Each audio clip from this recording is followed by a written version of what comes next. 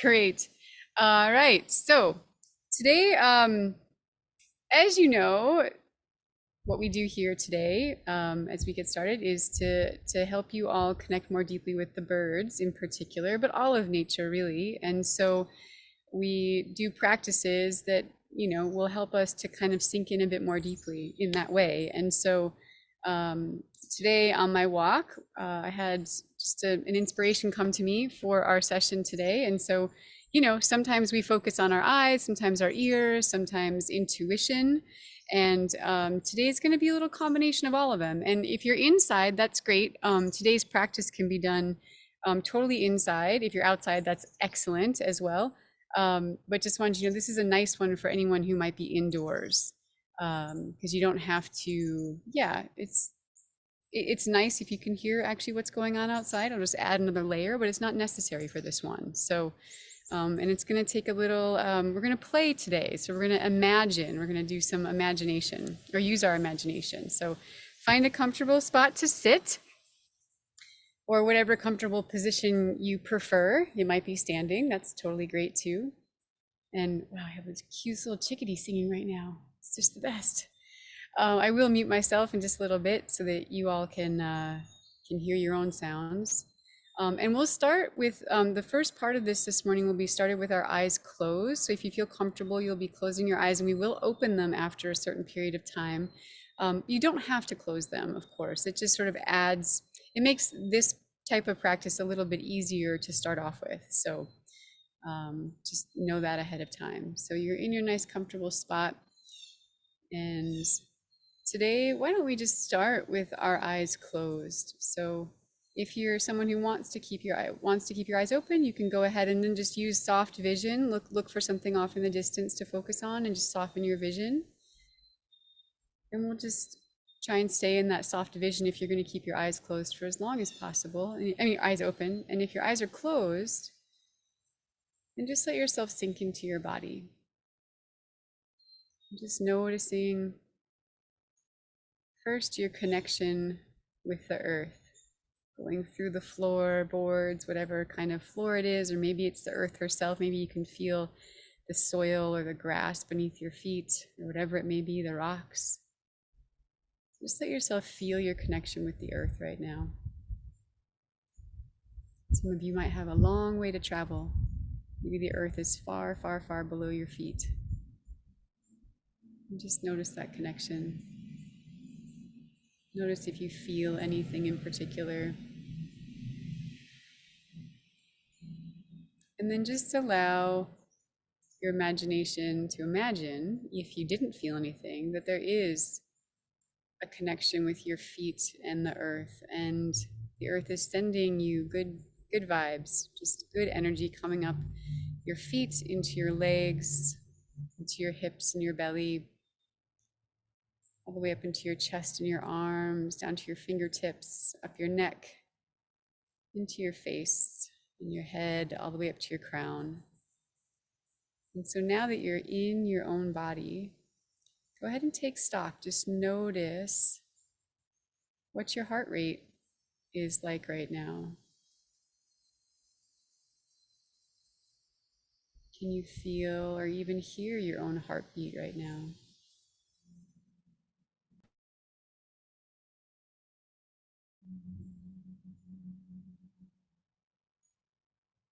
So take stock of your breath, noticing if your breath is shallow.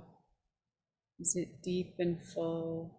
Just wherever it might be, just notice what's true for you.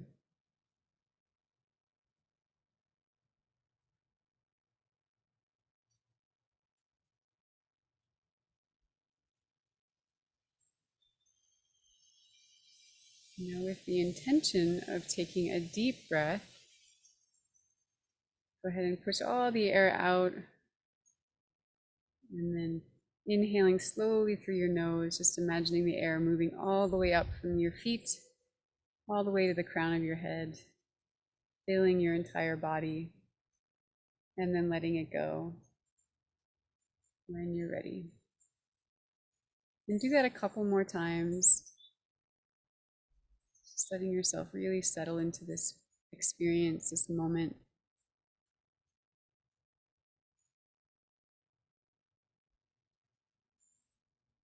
And so we'll tap into all of our senses, but we're going to do so in a unique way today. So sometimes I talk about how it's helpful if you're on a walk, for instance, and you see a bird up ahead. Sometimes it's good to become the deer or pretend like you're a deer and just start pretending like you're feeding slowly. And it helps to put us in a different mindset than our own busy human mindset. And it helps to make the world around us feel a bit more at ease with our presence. And so today we're going to try something a little bit different, but kind of on that same line of thinking. So today you're going to get to pick a flower. So when I mention that, just imagine or allow yourself just to see whatever flower comes to your mind. So whatever flower that might be.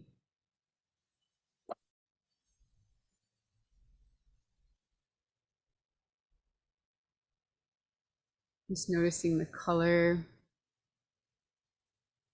the shape, if it has any unique texture, what its stalk is like, if it has any leaves.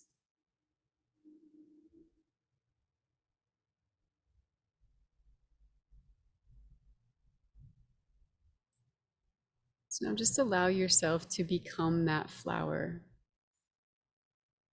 And so as that flower, you're going to find yourself on a particular landscape and just see what comes. Just notice what landscape this flower of you is drawn to reside in.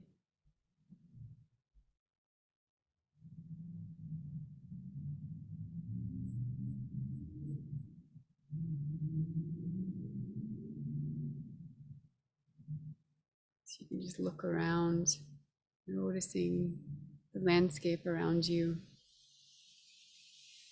And so we're going to start just like we do with our own body. So with our flower body today, we're going to start with our own feeling of our own body. So just noticing, how do you feel being this flower? What do you feel? What are the sensations that you can feel as this flower? And so we'll spend the next couple of moments in silence, just allowing yourself to become and feel what it's like to be this flower in the world today.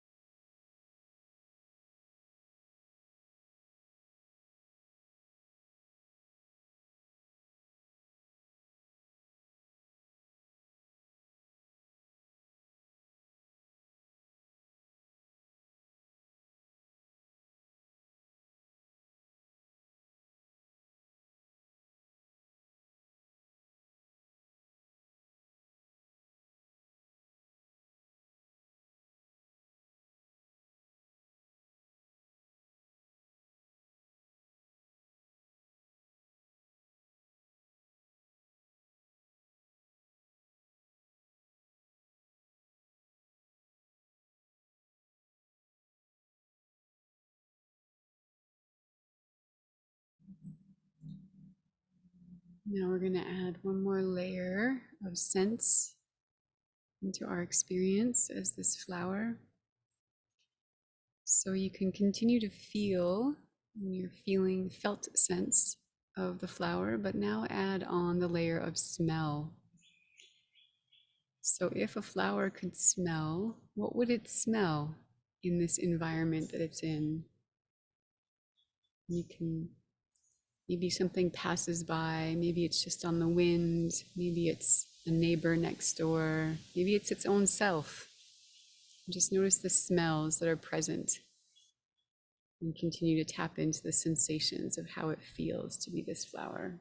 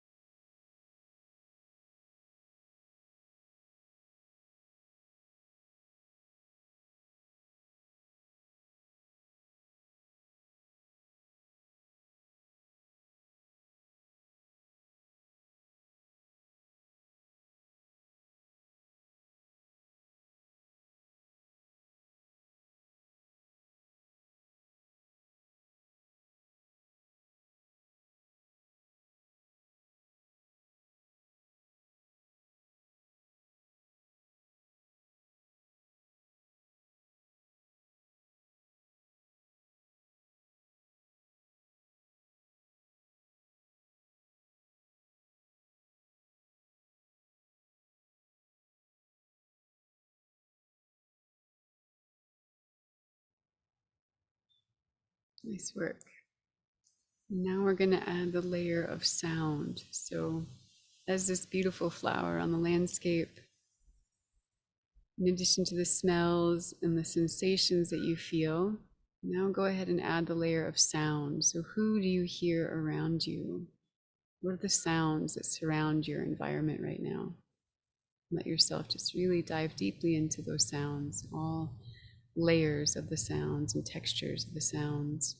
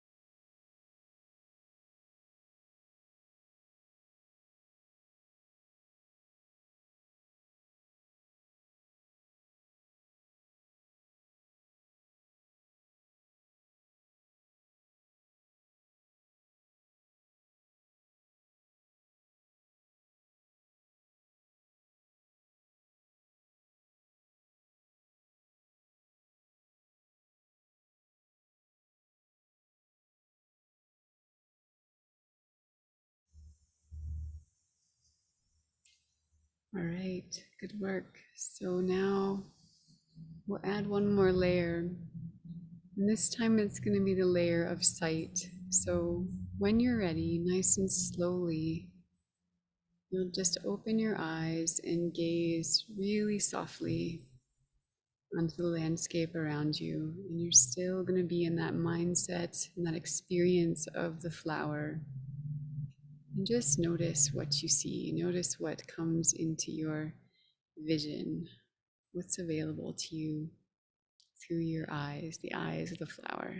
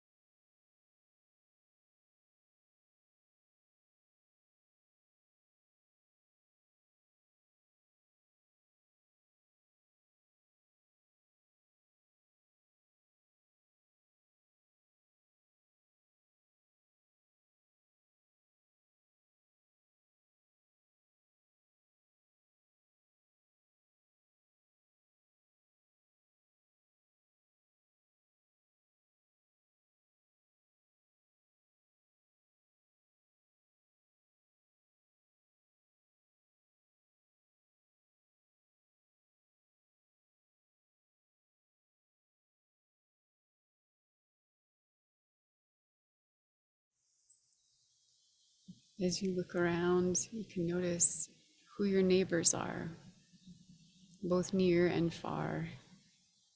Noticing who's right next to you, who's below you, who's above you, who likes to get nice and close, and then who's really far away. What's the farthest you can see?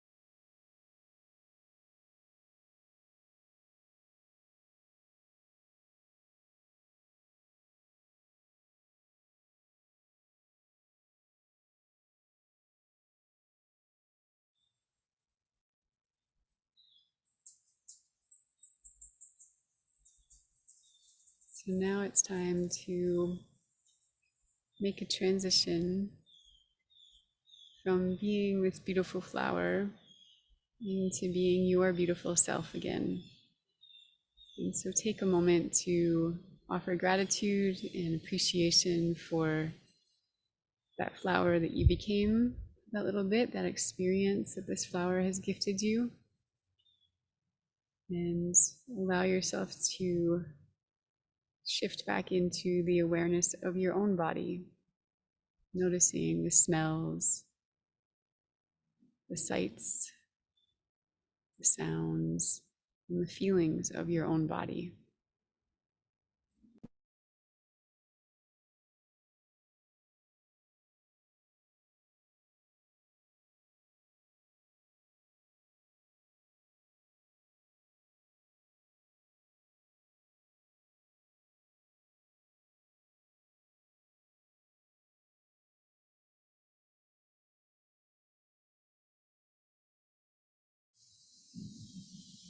Okay, so when you're ready, you can want to turn your monitor on.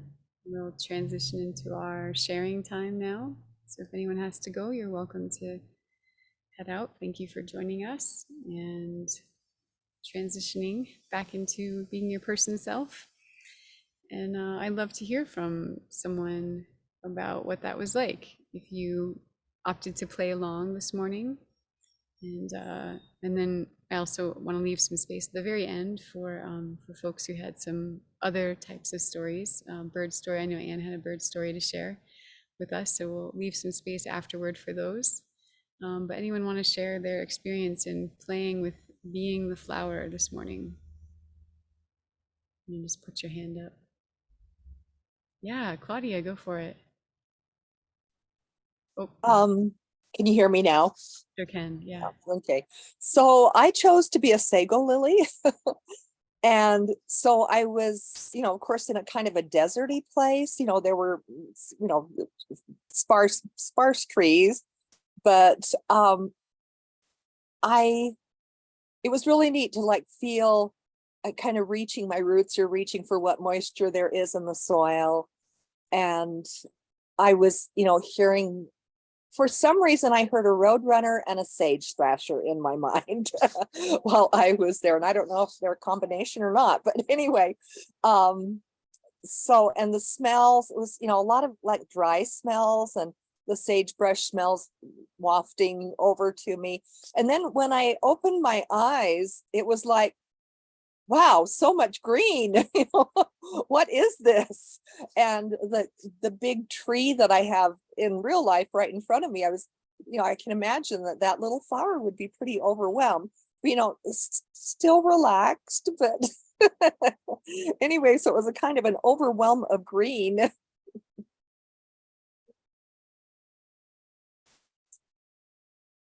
Kristi, you're muted. Thank you. I was gonna ask what was that like for you? Like for you to just experience that. It was very relaxing. Mhm. Just all I have to do is be.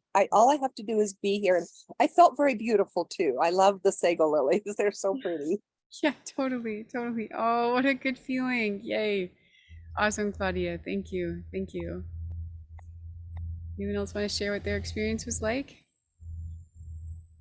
Yeah, Julia, go for it. Okay, well, I kind of did my own take on it, or my own experience here. I'm in the front of my house, which is a different space from usual, and I have right in front of me a clump of Rudbeckia, brown-eyed Susans, and they're just gloriously yellow and all. They've just come into full bloom, so there are no dead flowers or anything. They just have so much beauty and energy. And there are a couple of things I would share about this, that I was just tried to be part of them. And I realized, well, at first I thought, oh, they're just so open and soaking up the sun and this. But then it seemed as if it's much more than that. They're not just there receiving the sun, they're reaching for the sun. It's a more active, that they're more active than they would at first appear. And then another thought I had was that this clump of flowers actually occupies a larger space than we physically see, just kind of like we do. Somebody gets right in your face, they're in your space. We occupy a larger space, and they seem to do that as well. And I suppose plants do occupy a larger space. They try not to grow into each other. Trees especially will try to avoid growing into each other. So the sounds, the cicadas are, well, now they're quiet, but Yeah. That it was interesting because I have almost no sense of smell. But today, when you were asking us, what are the smells around you, I actually smelled plants. It was a very pleasant. It was just kind of like green growth that I Wow. could smell, and it was very pleasant. So anyway, that was my experience today. Oh, Julia, that's wonderful. Thank you for sharing that. Yeah, thank you, thank you. That's just a beautiful way to know the world through different eyes, you know. Yeah. Um, and yeah, you're welcome, Anat. Thank you for being here. I know Anat's got she just became a grandma recently, and so she is on grandma duty during our calls usually. So she was here with her little one off screen. So sounds like she probably has to go soon now. But yeah, I know for me during this experience, it was really calming to just be a flower for a moment. I was like, wow, the birds mean something different to me. Like all the alarms I'm usually so focused on as a person, I don't care about them as a flower. Like I'm not scared of the same things as a flower as I am as a human. I'm not. I don't need to be aware. It's like, who cares if there's a bobcat walking through? Like, unless it's gonna step on me, it doesn't matter. Like, I could have, it's like a mountain lion could walk by me, and as a flower, it doesn't matter. And and so it was really interesting just to allow myself to be in like a different experience, and then also how soft I became, I think, just as my presence, noticing that when I opened my eyes, there were a lot of birds actually very close. Like the catbird stays around here, but doesn't often come into view. And when I finally opened my eyes, he was right on a little wire over here, facing away from me, just very, very comfortable. And um, yeah, I think that's one of the beauties of becoming something else. So just taking ourselves outside of our human mind is that yeah, depends on who or what you become, I suppose. But, especially something like a flower, something in the plant world, it can really soften our minds, you know. And yeah, I'd love to hear anyone else want to share their experience from this morning. Yeah, Tracy, go for it. Good morning, everyone. Okay, so I decided to be a saguaro blossom flower, which I know absolutely nothing about, except that we're setting world records for all of the heat here in the desert. And I wanted to be curious about what that is like being on top of a saguaro, and it's like 115 degrees outside, and I think it's brutal. And so, these adaptions and how are they growing and how do they experience this? Like all of our climate and, creatures are suffering, but, being a saguaro flower, I mean, they're adapted to it, right? But it's still brutally hot. And so just like this different experience of being, grateful and yeah, it's, like you said, a softening. And I wasn't, I was aware of different things, and I was so grateful to be this presence and this beauty for, I was imagining like the woodpeckers and the curvebell thrashers and the hummingbirds coming by, and what that would be like, not as a person, but as, just this different life form. And it was so nourishing. Like I had so many questions, and there's so many things I want to look up now and find out about the flowers. But I was trying not to do, ADD brain and get distracted. Like, okay, remember that for later. Because it's just, yeah. We experience it in such like this the world, even birding in this narrow way. And this was like, well, what is that flower seeing right now? And what would that breeze feel like on it? And what does the mesquite and the creosote smell like when it rains up there? And, what kind of scents are they getting when the monsoons come in? And just how are they even getting enough water? But it's still a beauty and a life form in this like really stark, harsh desert. And I'm so glad they exist. And I was feeling really grateful for, even though it's a challenging environment, there's so much beauty. Thank you. Yeah. Oh, wow, for sure. I remember walking by a saguaro once during a really, really hot day in the desert, and I was like, thought the same thing. It was like, whew, it must be hot up there, you know? Yeah, yeah, very, very different. Yeah, Della, go for it. Okay. Well, during this whole thing, I've had a baby acorn woodpecker begging, and you may even be able to hear it in the background here. But I really like the part of the exercise where we become the flower. And I had chosen a tiny fuchsia. It's just a tiny, like 1/4-inch fuchsia bloom.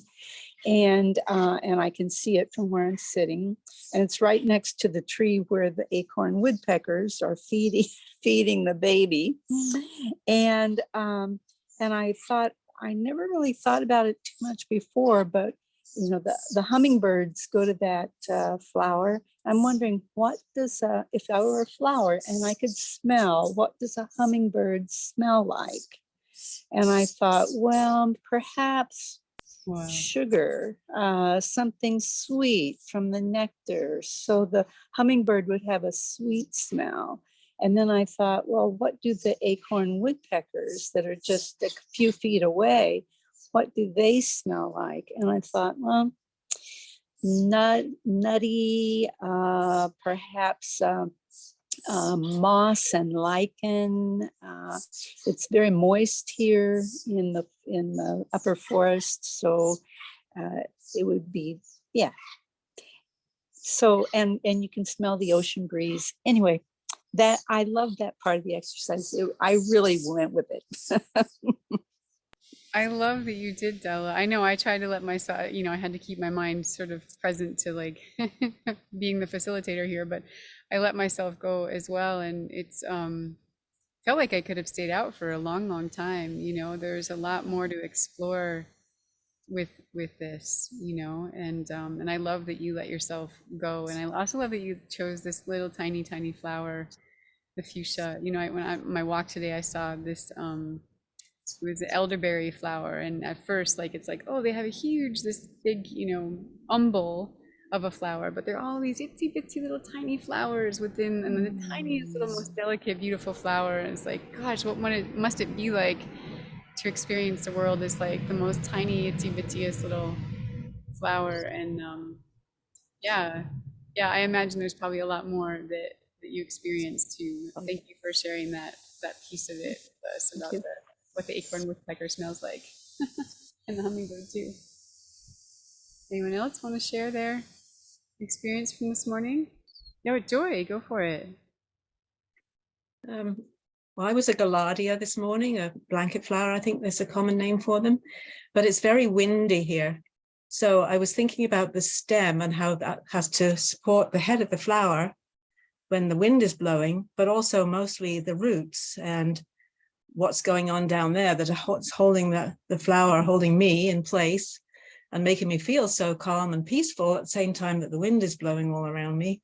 And then I could feel earthworms down there and other little nematodes and all those other little critters that are down there and other roots from maybe some other plants that are coming by and maybe tickling my roots. I'm not really sure, but anyway, it was lovely. So that's all I had to say really today. Oh, thanks, Joy. I love how you went deep into the earth and felt everything down there, because there's so many parts of the flower to experience, you know, absolutely. I know at one point during my experience, I was realizing that like I wasn't just that one flower, because I also was a calla lily, I guess. I think it was a calla, it's the white one. Is that calla lily? I forget. It was beautiful and big and open, but then I was like, oh, wait a minute, there's other ones here with me. Like I guess I am all of that. And there's so much to, like, there might be like an insect crawling on one of my branches and then something else happening down there, and like just how aware they must be of so many parts of themselves, you know. Like, I mean, it's probably the same with us, like having a mosquito on our ankle and then something brush our cheek as we're walking through the forest, and you know, we can feel all of these parts, but somehow it just felt like so much more, you know, to be a plant and have like a drop of rain on you, and then something else, you know, like you're saying, like your roots as well have a whole different experience of the world. And Wow, so, so beautiful.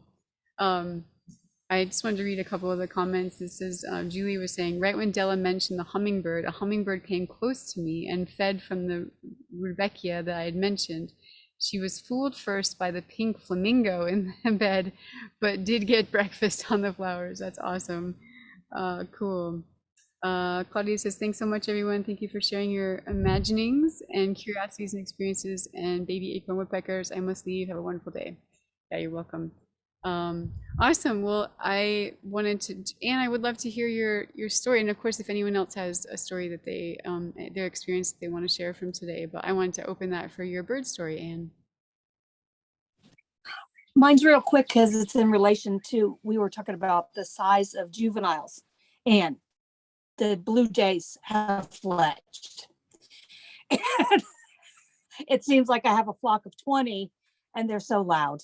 And I feel like the grumpy old lady on the block. I'm like, somebody please shut these kids up. But you can tell the difference. And then as we sat here, I thought, oh, there's a male and female cardinal. Oh no, that's a juvenile. You know, and they're just the same size. It's just that you can tell that they're juveniles because of the way they act. Yeah. And not necessarily the size of them. Right Yeah. on. Nice job, Anne. Good work. You pay attention to those things after it happens, but oh boy, those blue jays. Like I was hearing the calling of the babies on the woodpecker. And Yeah. that's what these babies and these, because jays, you know, Because they're Jays. very vocal. They're Yeah. very vocal. That's all you have to say is because Jays. Yeah, they Right? are. Yep. Yeah. So, at least hopefully they'll get a little older and they'll start sleeping in. Yeah, exactly. Wow. Well, nice work. Good job on identifying, being able to like know which is which based on their behavior, their vocalizations, and all that. You know, that just that's like a layer of growth within your own self and your awareness. So nice work. Good job on that. All right. Anyway, Linda, go for it, Linda.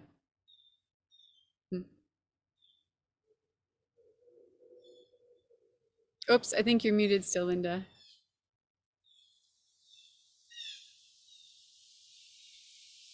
Here we go. Linda, I think you're still mute, or you're muted still. How about now? I'm Okay, unmuted. great. Right? Yes, Oh, perfect. good. I don't know why that's so hard for me to do. But anyway, this morning I was a pansy because I have some pansies in the front yard, and there's and they're just so cheery. So I was a pansy, and there's a calliope hummingbird that loves to come to these pansies. And so just briefly, I tried to put myself into the position of being a pansy when the calliope came around, and it wasn't at all intrusive at all to have the hummingbird there. It felt just very comfortable and